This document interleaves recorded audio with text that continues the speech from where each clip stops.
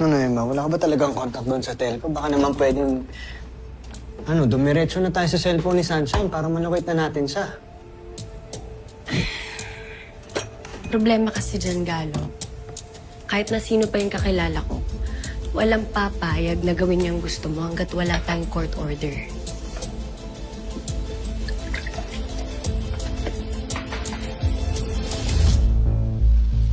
Tsaka, eto, para saan to?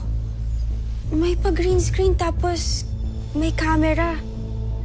Tsaka ang daming monitor. Ano ba talagang lugar to? Hindi ka pwede dito. Bakit naman?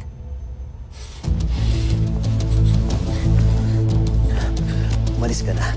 Bago ka pa nila makita. Pero, Sige na. Kuya! Umalis ka na sabi!